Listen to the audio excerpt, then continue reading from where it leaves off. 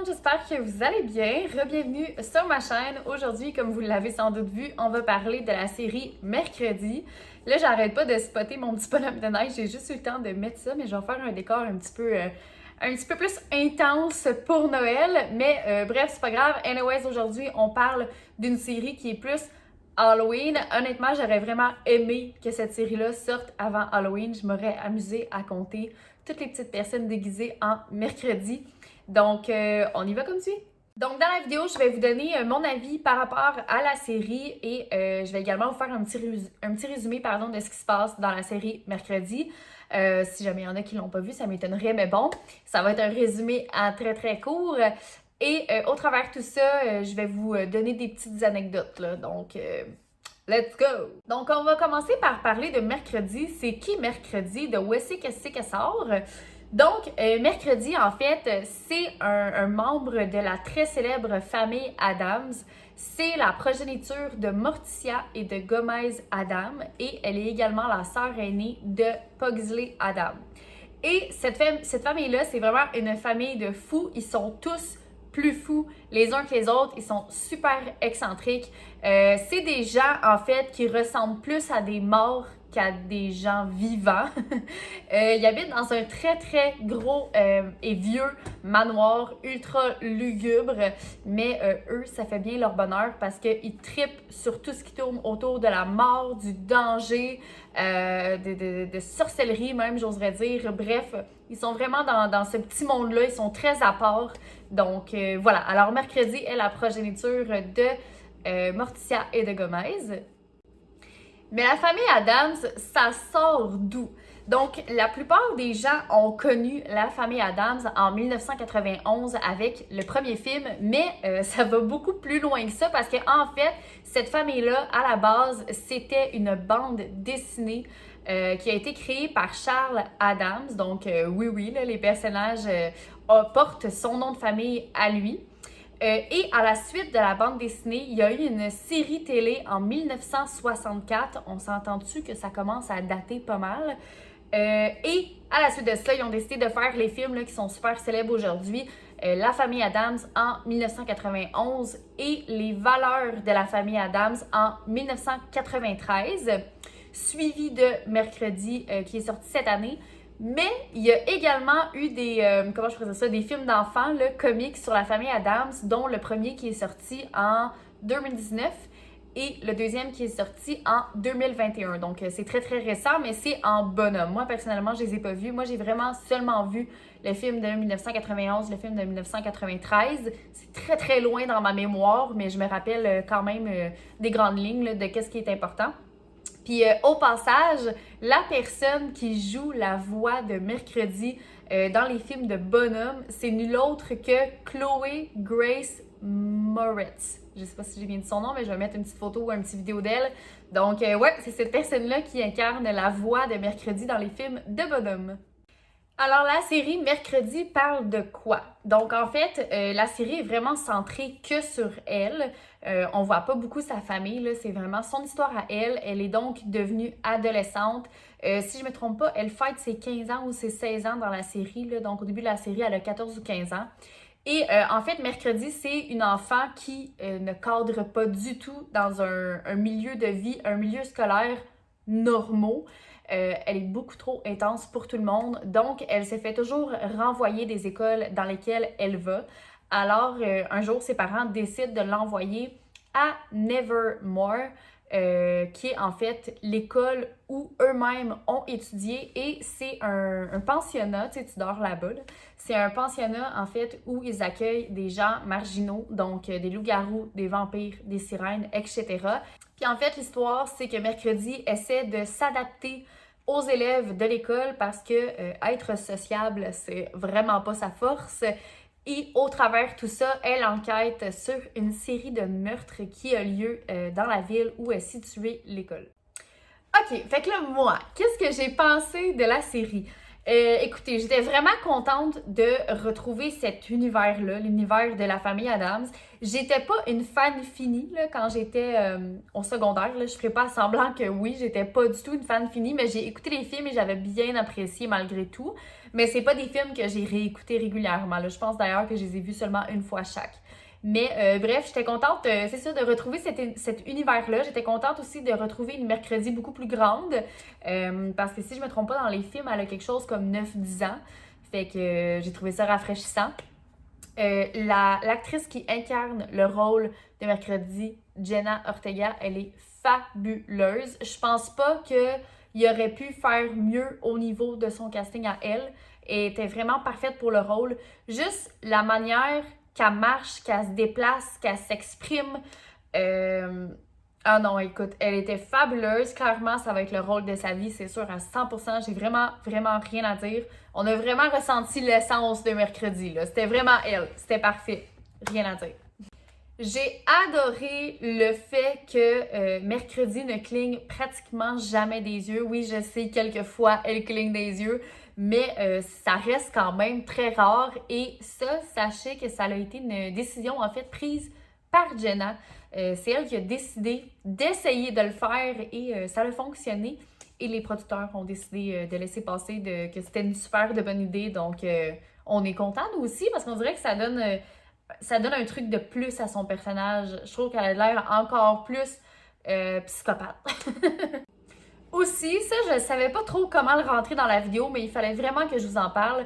Jenna, l'actrice là, qui incarne Mercredi, lors d'une entrevue, elle a dit qu'elle et Mercredi se ressemblaient beaucoup, que les deux faisaient des choses extrêmement bizarres. Et elle a donné un exemple.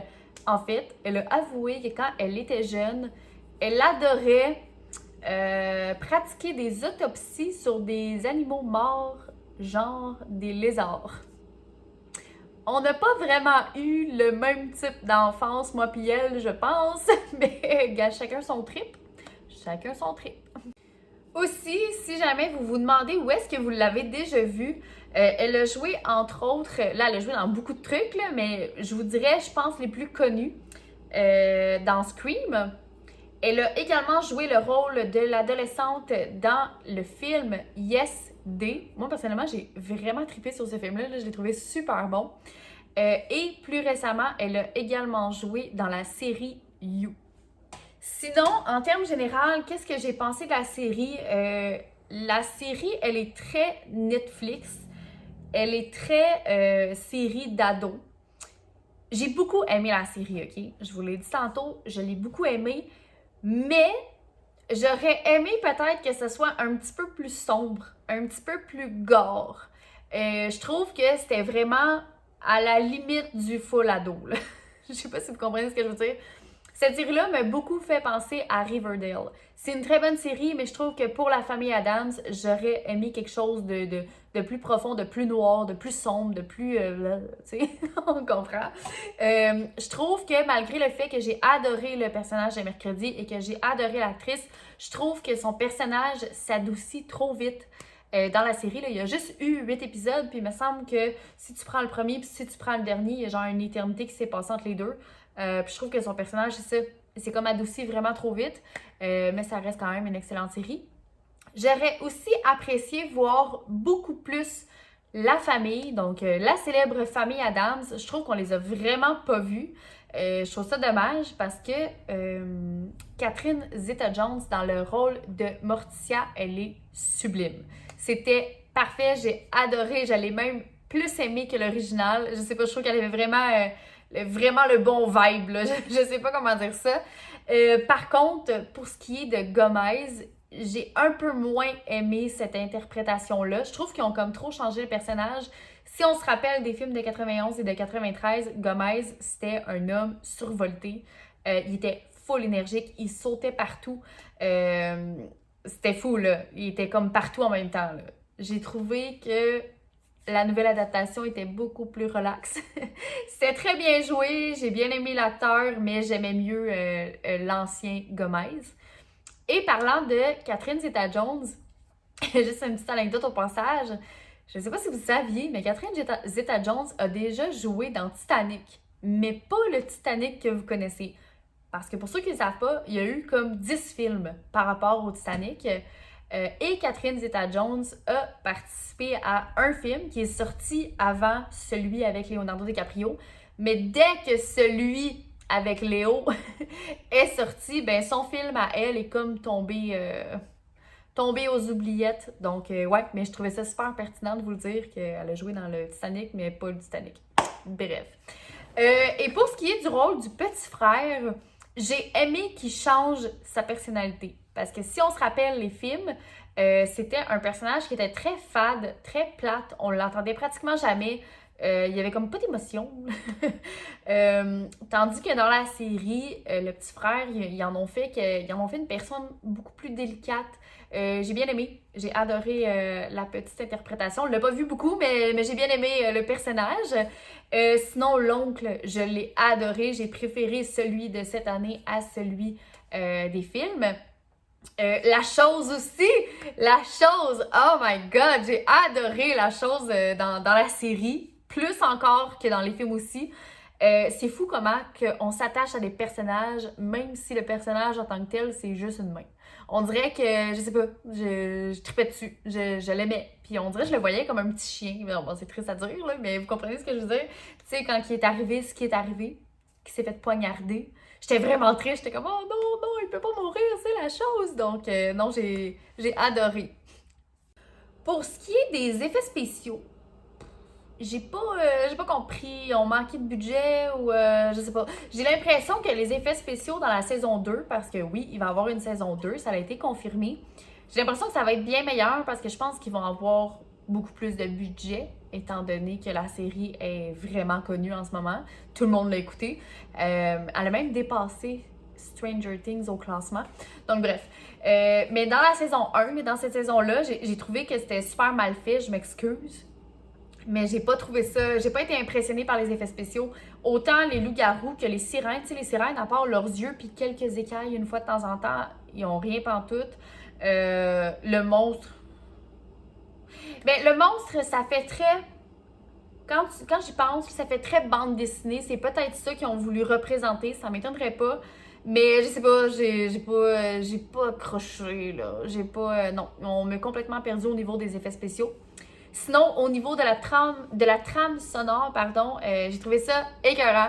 J'ai adoré les chansons qu'il y avait dans la série. Par contre, je trouvais que ça manquait de... Mais bref, c'est pas grave. Bon, là, ça se peut que l'éclairage ait un petit peu changé. Ça se peut que mes cheveux aient un petit peu changé aussi parce que entre-temps, j'ai eu de la visite.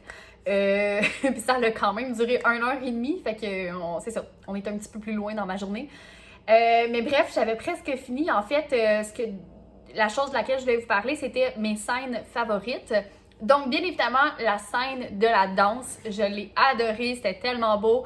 Puis, juste en l'écoutant, en fait, t'as envie de la reproduire. Puis, je pense qu'il n'y a pas juste moi qui ai pensé ça, parce que si tu scrolles sur TikTok, il n'y a que ça en ce moment. Puis c'est bien correct, là, si les gens se font du fun avec ça, tant mieux.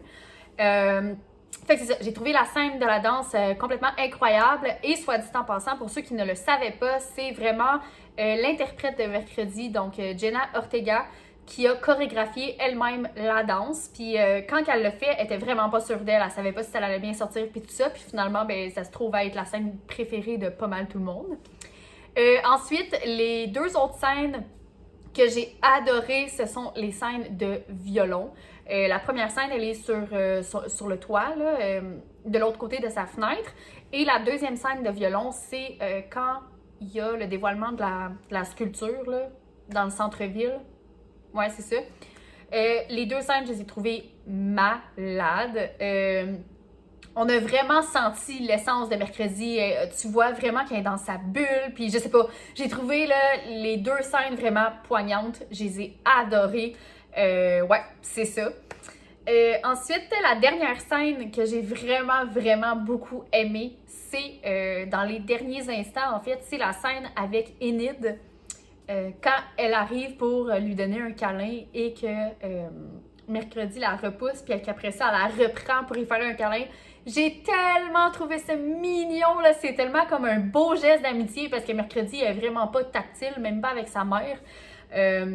J'ai trouvé ça vraiment cute. Honnêtement, j'ai trouvé ça tellement cute que j'ai failli pleurer oui, je vous le dis, j'avais les yeux pleins d'eau, j'étais comme, oh mon Dieu, c'est la petite Enid qui est toute délicate, toute fragile, toute joyeuse, colorée pis tout, qui a dû faire face à sa transformation et de se battre avec le monstre qui l'effrayait tellement. Tu sais, puis là, elle revient, puis elle est toute beurrée, puis tu sais, elle est toute fragile, genre, t'avais le goût de la serrer dans tes bras, puis je suis vraiment contente que mercredi l'ait fait. Donc, je trouve que c'est vraiment une scène super poignante, très très bonne.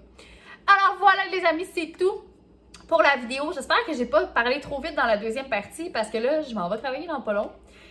Puis comme j'ai eu la visite pendant un certain temps, ben, j'ai plus beaucoup de temps pour terminer la vidéo, fait que j'espère que la dernière partie, j'ai pas parlé trop vite. Et puis on se retrouve très bientôt pour une nouvelle vidéo et j'ai décidé qu'à partir d'aujourd'hui, il va y avoir 2 vidéos par semaine et non seulement qu'une. Et je vais essayer de mettre des journées fixes.